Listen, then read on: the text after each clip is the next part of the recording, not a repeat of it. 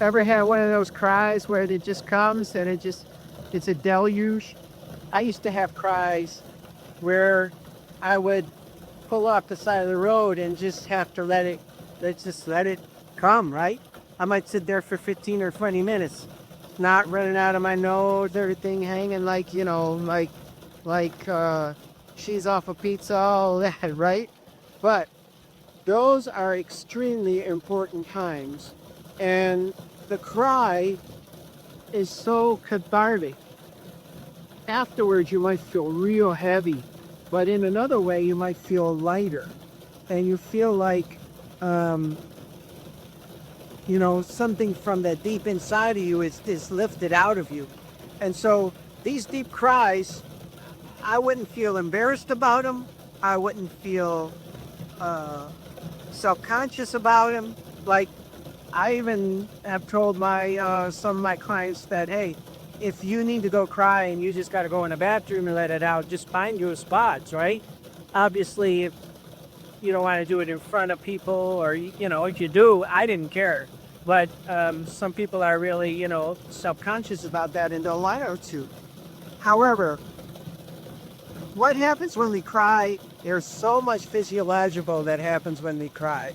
The chemicals that are released within our bodies are actually healing chemicals. And, when we have a cry like this, we dip to the depth. We really get to the reach cause, not cause, but we get to the root of our pain. The pain that's the deepest from our lives. We connect with the deepest parts of that love that, we just can't feel anymore. But that's still there, because even though we can't feel it in the external world, it's still there within the internal world. And one of the best things to do is to understand that this is part of our process. Our process is one of pain. Our process is one of anguish. And to flush out any bit of that pain and anguish is actually a healthy thing for us to do. Now, sometimes it feels like this, that is coming and coming and coming, and because that's our emotional selves stirred up. And sometimes it is like this, but other times it feels like this, but it's just deep cry, right?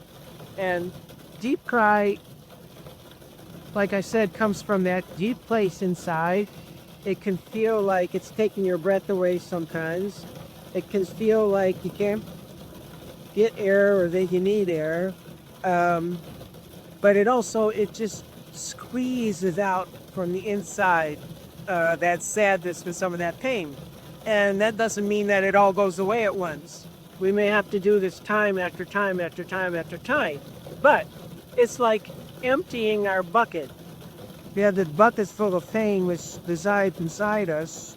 And with each time we squeeze some of this out, sometimes it comes out in little drops, like when we have a distant memory and we just have a cry or a tear running down our base. Sometimes it comes out like this, where we just gotta let it flow. And this flowing, it's part of how we move through this grief, right? We feel like we're stuck in this, but when we squeeze some of this out, we condense it down, we blow it out, and it just comes out in a way that is indescribable. And yeah, it feels embarrassing and all that, but like I said, it's nothing to be embarrassed about. It's part of the human experience. It's part of our deep loss. And I'd be worried about you if you couldn't do this now and then. Sometimes, like for months after my son died, I could not do this. I couldn't. I could not access the pain. And it wasn't until months after till I loosened up a little bit and really began to feel the loss instead of just the numbness, that I was able to come in touch with this kind of feeling and just let it all out.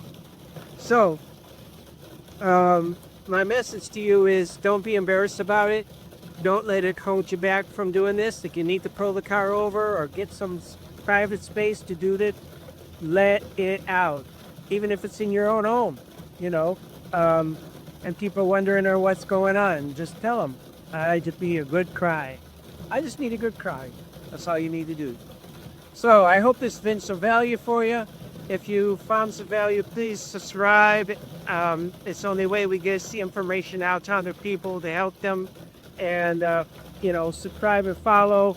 Look at the links below here and maybe get some more support for yourself in terms of some tree stuff or whatever. And in the meantime, besides all that, I encourage you to first survive, then to strive, and eventually maybe even thrive. This is Harold Folis encouraging you and greet you. Thank you, and I'll see you in my next video. This is Harold, and if you're finding value in this video, I encourage you to subscribe to this channel and share it with others.